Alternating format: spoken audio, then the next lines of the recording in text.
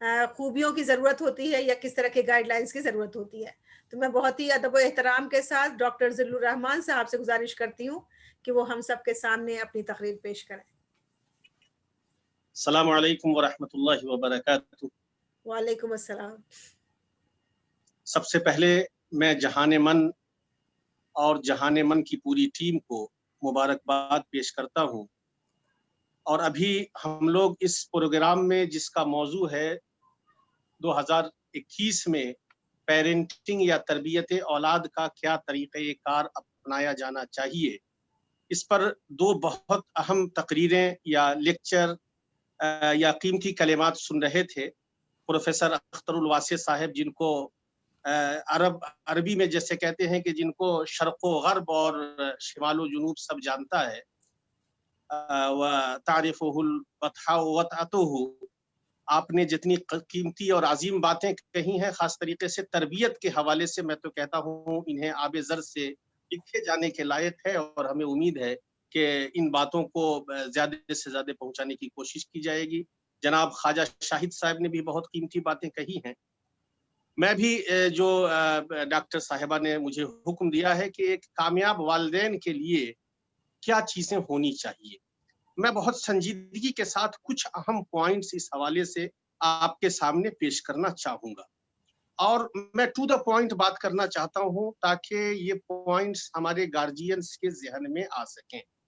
क्योंकि ऐसे तो बहुत सारी बातें होती हैं पेरेंटिंग पर, सोशल मीडिया पर, मुझे लगता है हर दिन कुछ न कुछ प्रोग्राम्स होते रहते हैं। ऑफलाइन भी प्रोग्राम्स होते हैं, हॉल्स में भी होते हैं, स्कूलों में भी होते हैं। लेकिन हमें एक अच्छे शहरी होने के नाते और एक इस्लाम के मानने वाले होने के नाते तरबियत का कौन-सा नुस्खा अपनाना चाहिए, क्या चीज़ें करनी चाहिए, क्या नहीं करनी चाहिए, किन चीज़ों से रुकना है और किन चीज़ों पर अमल दरामद करना है, और अपने बच्चों की तरबियत में किन चीज़ों का बतौर ख़ास ख़्याल रखना है। अगर हमने इन चीज़ों का ख़्याल रख कर अपने बच्चों की तरबियत की, तो मुझे उम्मीद ही नहीं, यकीन है कि हमारे बच्चे मुस्तक़बिल में अज़ीम से अज़ीम तर कामयाबियाँ अंजाम देंगे और बड़े से बड़े टारगेट को पाएँगे, ख़्वाह मुक़ाबला जाती इम्तिहानात हों, कॉम्पिटिटिव एग्ज़ाम्स हों, या बड़ी बुलंदियों तक और बड़ी चोटियों तक पहुँचने के महाज़ को सर करना हो। हमें यकीन है कि हमारे बच्चे हर जगह अपना परचम लहराने में कामयाबी हासिल करेंगे। शर्त ये है कि हमारे वालिदैन को समझना पड़ेगा कि उन्हें अपने बच्चों की तरबियत कैसे करनी है, क्या करना है, क्या नहीं करना है, दोनों चीज़ों को समझना होगा। सिर्फ़ एक चीज़ को समझे बगैर कि हमने ये कर दिया और हमारे बच्चे अच्छे हो जाएँगे, इससे हमारे बच्चे कामयाब नहीं हो सकते। और सिर्फ़ ये सोच लेना कि हमने बच्चों को इन चीज़ों से मना कर दिया और ये रुक गए तो कामयाब हो जाएँगे, नहीं हो सकते। हमें दोनों चीज़ों को लेना पड़ेगा। और कुरान का भी फ़लसफ़ा वही है कि जहाँ अम्र बिल मारूफ है, वहीं नही अनिल मुनकर है। जहाँ भलाइयों का हुक्म देना है, वहाँ बुराइयों से रोकना है। मैं बहुत ज़्यादा लंबी तकरीर नहीं करना चाहता, पॉइंट में मैं आपको बताऊँगा और ज़्यादा डिटेल में जाए बगैर बताऊँगा कि 5 चीज़ें ऐसी हैं जो आपको अपने बच्चों के लिए करनी चाहिए, और 5 चीज़ें ऐसी हैं जिनसे आपको अपने बच्चों को और खुद को रोकना चाहिए, अगर आप चाहते हैं कि कामयाब हो जाएँ। मैं वो पाँचों पॉइंट डू एंड डोंट दोनों के आपके सामने पेश करता हूँ, और उसके साथ कुछ अहम हिदायत आपको बयान करूँगा, बताऊँगा, जिनको समझ करके और अगर हमने बचपन से अपने बच्चों के तई उन चीज़ों का ख़्याल रखा, तो हमारे बच्चे बाशऊर भी बन सकते हैं, सही रुझान के हामिल भी हो सकते हैं, सही रवैया भी उनका हो सकता है, सही तालीम भी मिल सकती है, और वो एक कामयाब इंसान बन कर के दुनिया के पर्दे पर आ सकते हैं। साथ ही साथ मैं ये भी बताऊँगा कि सोशल मीडिया पर पेरेंटिंग के नाम पर आज कुछ चीज़ें जो गलत तरीके की आ रही हैं, उनसे भी आपको अलर्ट होने की ज़रूरत है। मैं एक वाक़ये और मिसाल की रोशनी में भी उस चीज़ को आपके सामने बयान करूँगा। तो सबसे पहले मैं आपको बताता हूँ, उस मिसाल को बयान करने से पहले, कि आइए बहैसियत पेरेंट, बहैसियत वालिदैन, आप ये समझिए कि आपको क्या चीज़ें करनी हैं अपने बच्चों के लिए। और जब करने की बात आती है, तो सबसे बुनियादी और अहम चीज़ जो मैं हमेशा गार्जियन से اور والدین سے کہتا ہوں کہ اگر آپ کو اپنے بچے کو کامیاب دیکھنا ہے تو encourage your kids, encourage your tiny thoughts, اپنے نونہالوں کو انکریج کیجئے، ان کو حوصلہ دیجئے، ان کو اچھی ایسی باتیں کہیے جن باتوں سے ان کو حوصلہ ملے، حوصلہ شکنی نہ ہو۔ اگر آپ نے بچوں کو شروع سے حوصلہ دینا شروع کیا اور ان کی حوصلہ شکنی سے بچتے رہے تو یقین مانیے کہ آپ کے بچے میں ایک جذبہ پیدا ہوگا، اور وہ جذبہ ایسا ہوگا جو اسے خود کہے گا آگے بڑھنے کے لیے، پڑھنے کے لیے، اسٹڈی کرنے کے لیے، اسکول جانے کے لیے، آئیڈیل چائلڈ بننے کے لیے، ایک ایسا انسان بننے کے لیے جو اپنے لیے بھی، اپنے ماں باپ کے لیے بھی، اپنے سماج کے لیے بھی، اپنے معاشرے کے لیے بھی اور اپنے ملک کے لیے بھی ایک قیمتی سرمایہ اور بیسٹ ایسٹ بن جائے گا، جس پر دیش کو بھی ناز ہوگا، جس پر ملک کو بھی فخر ہوگا اور ہمیں اور ہمارے والدین کو بھی فخر ہوگا۔ تو میرے دوستوں اور میرے والدین، ہمیشہ اپنے دھیان میں رکھیے، ذہن میں رکھیے کہ انکریج کیجئے، حوصلہ بخشیے اپنے بچوں کو۔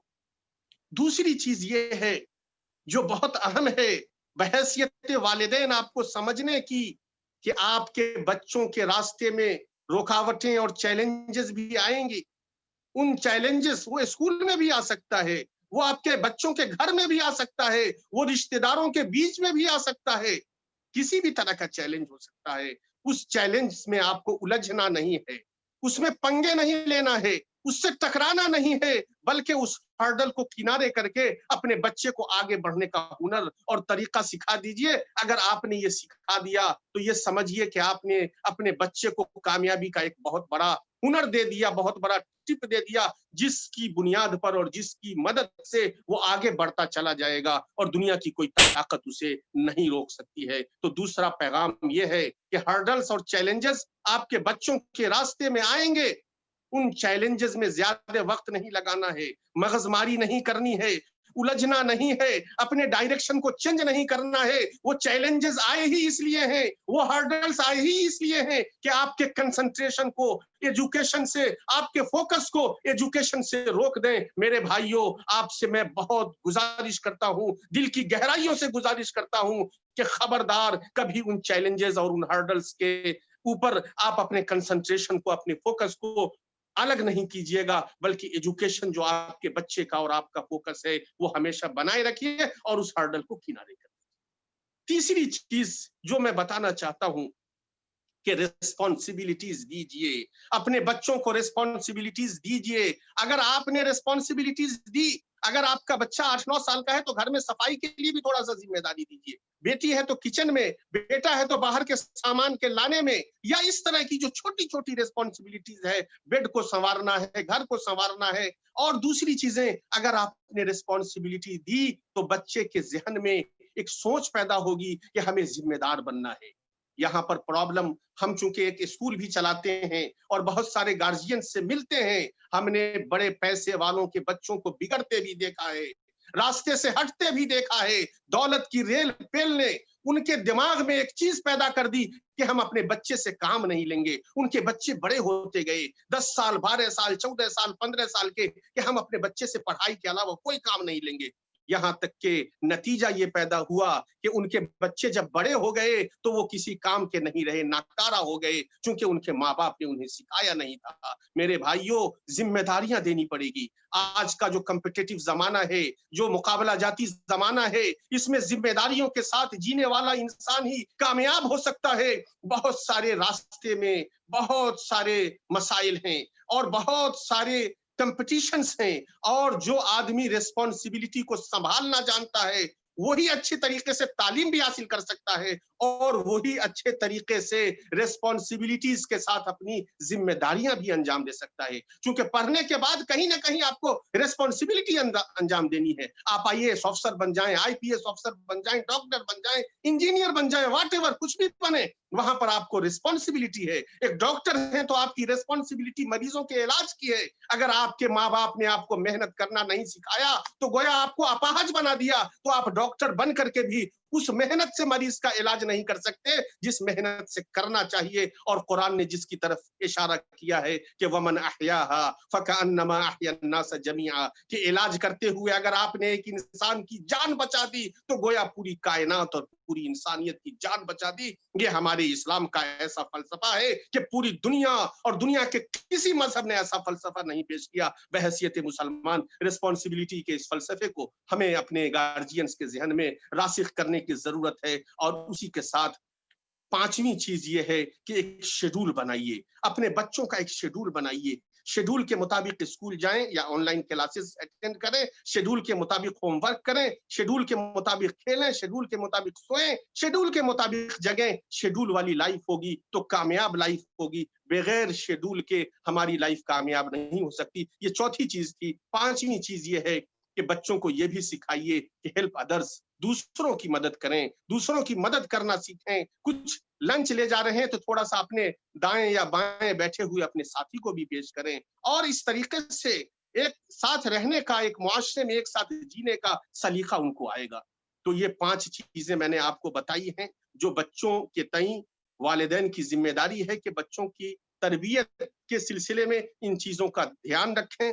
पहली चीज ये है कि बच्चों को हमेशा हौसला दें, और दूसरी चीज ये है कि चैलेंजेस आए तो उन चैलेंजेस से आसानी के साथ निपटकर अपने कंसंट्रेशन को एजुकेशन से डाइवर्ट न करें, बल्कि एजुकेशन पर ही लगे रहें। और इसी तरीके से आप अपने बच्चों को कुछ न कुछ जिम्मेदारियां दीजिए, जिम्मेदारियों के साथ जीने वाला इंसान बनाइए। और फिर यह है कि एक शेड्यूल बनाइए, शेड्यूल के मुताबिक उन्हें अपनी तालीम हासिल करने का मौका दीजिए। और पांचवी चीज ये है कि दूसरों की मदद करना भी बच्चों को सिखाइए। ये तो वो चीजें थी जो हमें बच्चों के तई करनी है। लेकिन कुछ चीजें ऐसी भी हैं जिनसे हमें रुक जाना है, और बच्चों के तई हमें उन चीजों को कभी नहीं करना है। अगर आप चाहते हैं कि आपके बच्चे कामयाब बने, आपके बच्चे इंसान बने, आपके बच्चे दुनिया में अच्छा करें, फ्यूचर उनका हो, वो कौन सी चीज है? पहली चीज उनमें से ये है मेरे भाइयों, मेरे वालिदैन, मुअज़्ज़ज़ वालिदैन, कि आप कभी भी अपने बच्चे का कंपेयर दूसरे बच्चों से न कीजिए कि फला टॉप कर गया, फला ने बड़ी कामयाबी हासिल की, तुमने क्या किया, फला का रिजल्ट ऐसा आया, तुम्हारा कैसा आया। आपने ऐसा किया तो गोया कि आपने अपने बच्चे के पीठ में खंजर घोंप दिया और वो फिर कभी उठ नहीं सकता। मेरे भाइयों, हमेशा इनकरेज करना है। आप दूसरे बच्चों से कंपेयर न करें, बल्कि ये देखें कि आपके बच्चे के अंदर अल्लाह ने कौन सी सलाहियत दी है, उस सलाहियत को परवान चढ़ाइए। और आपके बच्चे में जो कमी है, उस कमी के इजाले के लिए प्लान्ड वे में, मंसूबाबंद तरीके से कोशिश कीजिए। इंशाअल्लाह आपका बच्चा सिर्फ दूसरे बच्चे के बराबर नहीं, उससे बेहतर भी कामयाबी हासिल कर सकता है। इस ईमान और जज्बे के साथ अपने बच्चे की कमी पर उसे तरह तरह का लान तान करने के बजाय उसकी सलाहियतों को जला बख्शने की और उसको आगे बढ़ाने की कोशिश करिए, और उसकी कमी के इजाले की कोशिश करिए। पहली चीज तो इससे रुकना है। दूसरी चीज जिससे रुकना है और जिसमें हमारे गार्जियंस, और मैं देखता हूं कि शायद मुस्लिम गार्जियंस ज्यादा जिसमें मुब्तला है या जिस बीमारी में मुब्तला हो। मुस्लिम कौम के बहुत सारे गार्जियंस जिस बीमारी में मुब्तला हैं, हालांकि वो बीमारी ऐसी है कि जिससे इस्लाम ने भी शुरू से मना, वो है अपने बच्चों पर चीखना, shouting on your kids, shouting on your tiny thoughts. That is a big disease that our society is facing today. अगर हमने इस डिजीज और इस बीमारी से अपने आप को नहीं बचाया तो हमारे बच्चे तबाह हो जाएंगे। चीखना छोड़िए, चिल्लाना छोड़िए, बच्चे से गलती भी हो सकती है। बच्चे कभी लेजी भी हो सकते हैं, लेकिन उनका तरीका यह है कि उनको सही तरीके से आपको कन्विंस करना है। जिस गार्जियन ने शाउटिंग शुरू कर दी तो ये समझिए कि आप बच्चे को रास्त पर और सही ट्रैक पर नहीं ला सकते हैं। उसके दिल में आपके तई नफरत पैदा होगी, और फिर वही बच्चा जब आगे चल के आपके साथ बदतमीजी करेगा तो आप कहेंगे देखो इस्लाम ने तो कहा है कि वालिदैन की इताअत होनी चाहिए, और ये बच्चा हमारे साथ बदतमीजी करता है।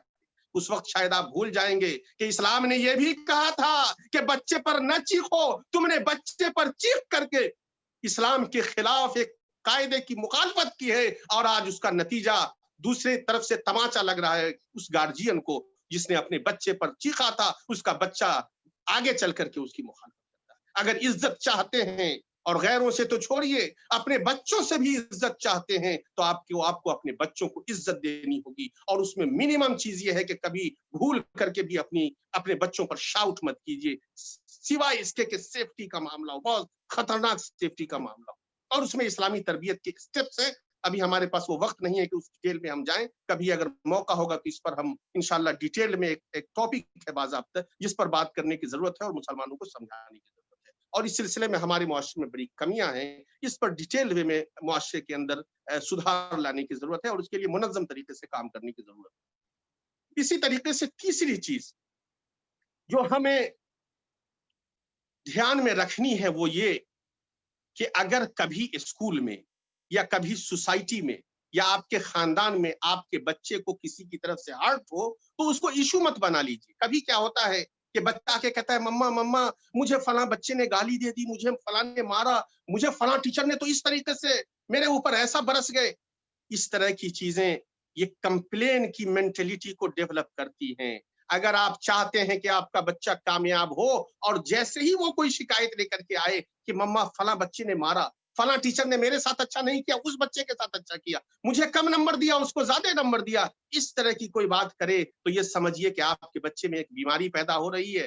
اس بیماری کا نام ہے کمپلین کرنے کی بیماری، اور یہ بیماری کمزور لوگوں میں پیدا ہوتی ہے، یا جس مضبوط میں بھی پیدا ہوتی ہے اسے کمزور بنا دیتی ہے۔ تو آپ کو کرنا یہ ہے کہ جیسے ہی آپ کا بچہ اس بات کی شکایت کرے سب سے پہلے اسے روکے، بیٹے ہمارے سامنے آپ کسی کی شکایت نہ کریں گے، آپ کو کوئی پرابلم ہو وہیں پر اس کو ٹیچر کو آپ کو کہہ دینا تھا میم میرے ساتھ ایسا نہ کریں، جس ساتھی نے آپ کو مارا اس کو کہہ دیتے مجھے مت مارو، یا آپ اس کے پاس نہ بیٹھے دوسرے بچے کے پاس بیٹھے، کوئی بھی کمپلین کی بات ہو اس کو وہیں پر اینڈ کر دیں۔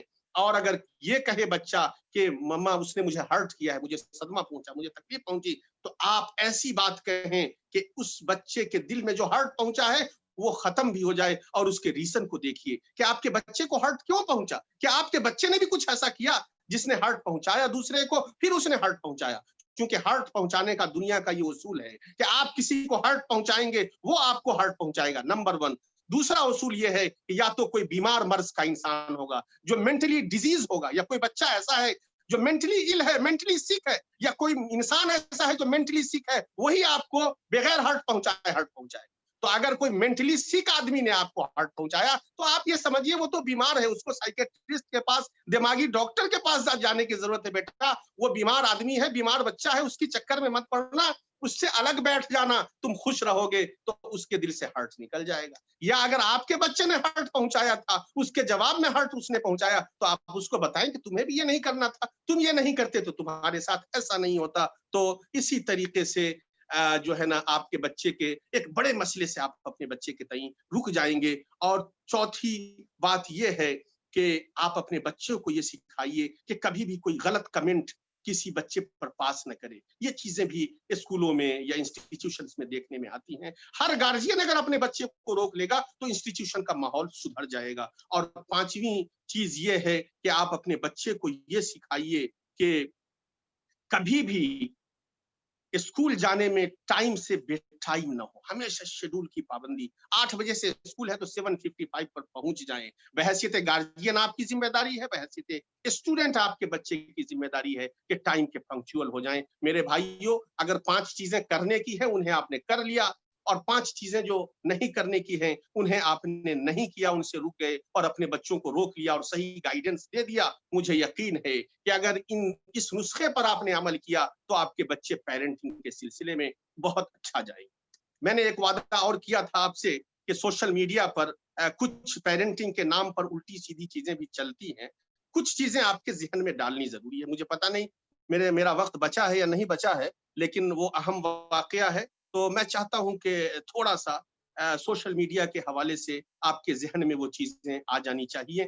ابھی ایک پیرنٹنگ کے حوالے سے، بچپن کے حوالے سے اور بچپن کے تجربات کے حوالے سے ایک انٹرویو میں سن رہا تھا، بہت مشہور ریڈیو کی عظیم شخصیت ہے آر جے سائمہ صاحبہ، اور ان کا انٹرویو کر رہے تھے فلمی دنیا میں گانے لکھنے کے میدان میں شہرت حاصل کرنے والے جناب نیلیش مشرا صاحب۔ دونوں کا انٹرویو ہے، فیس بک پر اویلیبل ہے، آپ انٹرویو پڑھ سکتے ہیں، نہیں ہوگا تو میں جہان من کے حوالے سے ذریعے سے یا اپنے فیس بک پیج کے حوالے سے اس کا لنک بھی شیئر کر دوں گا. مجھے بتانا یہ ہے کہ کبھی کبھی بہت عظیم شخصیات کی طرف سے کچھ چیزیں آتی ہیں جو پیرنٹنگ کے نام پہ آتی ہیں، بچوں کی تربیت کے نام پہ آتی ہیں، اور ہم لوگ کبھی کبھی ذہنی طور پر مغلوب ہو جاتے ہیں یا آبجیکٹو پوائنٹ آف ویو سے چیزوں کو نہ دیکھتے ہیں نہ سنتے ہیں، تو یہ سوچ کر کے کہ اتنے بڑے لوگوں کی طرف سے یہ میسج اور سجیشن آ رہا ہے، ہمیں قبول ہی کرنا چاہیے. حالانکہ وہ ایسی چیز ہوتی ہے جسے قبول نہیں، رد کرنا چاہیے، جسے نکارنا چاہیے، جس کے خلاف آواز اٹھانی. میں نے مثالیں اس لیے دی ہیں کہ ابھی اس انٹرویو میں سن رہا تھا، ابھی چند دنوں قبل یہ انٹرویو ہوا ہے. نیلیش مشرا صاحب نے اپنی بچی کا حوالہ دیا کہ لکھنؤ کے بہت مایاناز اسکول میں ان کی بچی پڑھ رہی تھی، اور ٹیچر نے کہا کہ زراف کا ڈرائنگ بنا کر کے لاؤ، اور یہ بچی کلر میں بنا کر کے لے گئی. ٹیچر نے ڈیمانڈ کیا تھا 1 کلر میں بنا کر کے لانا ہے. اس کے اوپر ٹیچر نے ریمارک لکھا کہ it was requested that giraffe should be in 1 colour. اور اس کے بعد ان کو جو اپنا ریمارک دینا رہا ہوگا، میں بھی وہ صحیح وے میں نہیں دیا ہو یا اس کا انداز اچھا نہیں رہا ہو. گارجین کو برا لگا، نیلیش صاحب کو برا لگا، اور انہوں نے کیا کیا، اپنی بچی کو اسکول سے نکال لیا، ہٹا دیا. کہا کہ اس اسکول میں نہیں. وہ اتنا بڑا اسکول ہے کہ خود انہوں نے انٹرویو میں بھی بتایا ہے کہ جلدی وہاں پر ایڈمیشن نہیں ہوتے، وہاں ایڈمیشن کے لیے منسٹر، افسر کے سفارش چاہیے، یا بہت عظیم شخصیات کے بچوں کو ہی وہ بمشکل لیتے ہیں.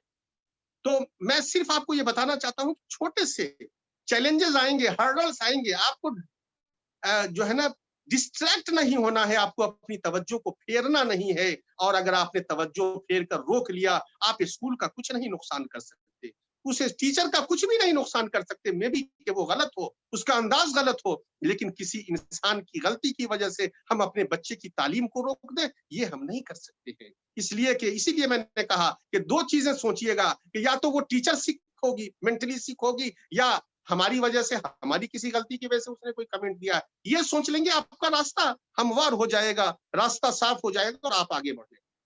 اسی طریقے سے دوسری چیز اسی انٹرویو میں سائمہ صاحبہ نے کہا ہے کہ ان کے والد انگریزی کے پروفیسر تھے، اور ان کی بھی خواہش تھی کہ انگریزی میں ماسٹر کر کے پروفیسر بنے، ماسٹر اور گریجویشن کر کے. لیکن +2 میں جب انگریزی میں مارکس کم آئے تو اس نے اتنا صدمہ پہنچایا کہ انہوں نے انگریزی میں کرنے کے بجائے کہ فیصلے ہی کو چھوڑ دیا، اور پھر سوشیولوجی سے گریجویشن کیا، پھر MS ورک جو ہے نا اس میں جو ہے نا انہوں نے ماسٹر کیا، اور پھر اس طریقے سے نیٹ بھی نکلا، JRF بھی نکلا. دنیا میں بڑی کامیابی حاصل ان کو ہوئی، اور دنیا میں ریڈیو کی دنیا میں، آوازوں کی دنیا میں آج دنیا جانتی ہے، خاص طریقے سے ہندوستان اور پاکستان میں ان کی آوازوں کو دل کی گہرائیوں سے لوگ سراہتے ہیں اور سلوٹ کرتے ہیں اور مبارکباد پیش کرتے ہیں.